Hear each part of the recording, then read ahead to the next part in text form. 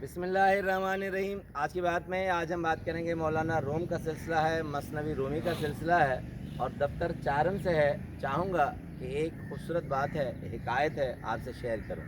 اس حکایت سے پہلے مولانا روم نے ایک خوبصورت حدیث کا بیان کیا ہے، وہ چاہوں گا کہ وہ قول آپ کو سنا دوں۔ کہ کہتے ہیں کہ حدیث میں ہے کہ حضور صلی اللہ علیہ وسلم نے کہا کہ لوگوں سے ان کے عقلوں کی سطح پر بات کیا کرو، نہ کہ اپنے عقل کی سطح پر، تاکہ وہ اللہ اور رسول کو جھٹلا نہ سکیں۔ اس کی تردید کر کے کہتے ہیں کہ ہمیشہ نبی اور پیغمبر انسان کی صورت میں آئے تھے اور انسان ہی آئے تھے، کیونکہ وہ ان کی اپنی عقلوں کے مطابق بات کرتے تھے۔ اب آتے ہیں حکایت کی طرف۔ بہت خوبصورت حکایت ہے، میری بہت پسندیدہ حکایت ہے۔ کہتے ہیں، لکھتے ہیں مولانا روم، کہتے ہیں کہ ایک جنگل میں ایک شکاری شکار کرنے کے لیے گیا۔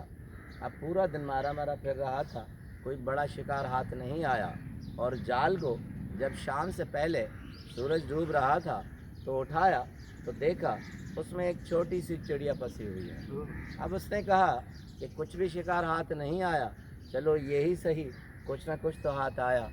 تو جال سے جب چڑیا کو نکالنے لگا تو چڑیا نے کہا، دیکھو تم نے بڑے بڑے شکار کیے ہوں گے، بڑے بڑے جانور کھائے ہوں گے، میں تو کچھ بھی نہیں، میں تمہارے سامنے ایک چھوٹا سا نوالا ہوں، مجھے کھا کر تمہیں کیا ملے گا، تمہارا تو پورا پیٹ بھی نہیں بھرے گا۔ اب شکاری سوچنے لگا تو پرندے نے یہ دیکھ کر اس کی سوچ کے مطابق کہا، دیکھو تم مجھے اگر چھوڑ دو گے تو میں تمہیں 3 بہت خوبصورت نصیحتیں بتاؤں گی۔ چڑیا نے کہا، وہ تمہیں ساری زندگی کام آئے گا۔ اب شکاری سوچنے لگا، اس چھوٹی سی چڑیا کا ایک نوالا میرے کس کام کا، میں 3 نصیحتیں کیوں نہ سن لوں اور وہ زندگی میں ہو سکے مجھے کام آ جائیں۔ اب جیسے ہی شکاری جال لپٹنے لگا تو اس میں چڑیا نے کہا کہ ایک نصیحت میں یہاں کروں گی، ایک نصیحت جب تم اپنے ہاتھ میں مجھے پکڑو گے تب کروں گی، اور تیسری نصیحت تم جب چھوڑ دو گے تو میں درخت پر بیٹھ کر آخری نصیحت تمہیں کروں گی۔ تو شکاری نے کہا کہ کہو۔ اس نے کہا، کبھی بھی گزری ہوئی بات کا کبھی بھی افسوس مت کرنا۔ شکاری کو یہ بات بڑی اچھی لگی، اس نے کہا بات تو پتے کی ہے۔ تو اس نے اسے جب جال میں نکال کر ہاتھ میں لیا تو کہا، اب دوسری نصیحت کرو۔ اس نے کہا، اگر کبھی بھی کوئی ناممکن بات کرے تو اس پر یقین کبھی بھی نہیں کرنا۔ اسے یہ بات بڑی پسند آئی، کہا کہ بہت خوب، اچھی بات کہی، اسے اڑا دیا۔ اب درخت پر جب چڑیا بیٹھی تو اس نے کہا، بے وقوف، میرے پیٹ میں تو ایک نادر موتی تھا، ہیرا تھا، تم نے مجھے چھوڑ کر بہت بڑی غلطی کی، اگر تم مجھے کاٹ دیتے تو وہ ہیرا مل جاتا، تم دولت مند ہو جاتے۔ اب شکاری کی حالت بڑی زار تھی۔ مولانا روم خوبصورت تشبیہ دیتے ہیں کہ شکاری زمین پر لیٹ کر اپنے سر پر ہاتھ رکھ کر ایسے رونے لگا جیسے حاملہ عورت روتی ہے۔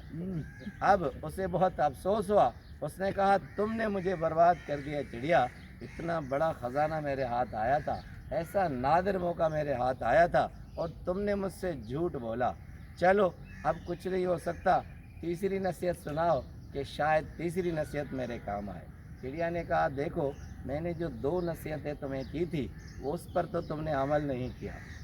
پہلا تمہیں کہا تھا کہ اگر کوئی ایسی بات کہے جس پر ناقابل یقین بات ہو، یقین نہیں کرنا۔ میرے پیٹ میں نادر موتی کیسے ہو سکتا ہے، میں چھوٹی سی چڑیا ہوں، موتی اس سے بڑا ہوتا ہے، وہ میرے پیٹ میں کس طرح سما سکتا ہے، اس پر تم نے عمل نہیں کیا۔ دوسرا، میں نے تمہیں کہا تھا کہ گزری بات پر کبھی بھی افسوس مت کرنا، اور تم تو زاروں قطار رونے لگے ہو۔ اب تیسری نصیحت کرنا تمہیں بیکار ہے، کیونکہ جن پر نصیحت کا کبھی عمل نہ ہو اسے نصیحت نہیں کی جاتی۔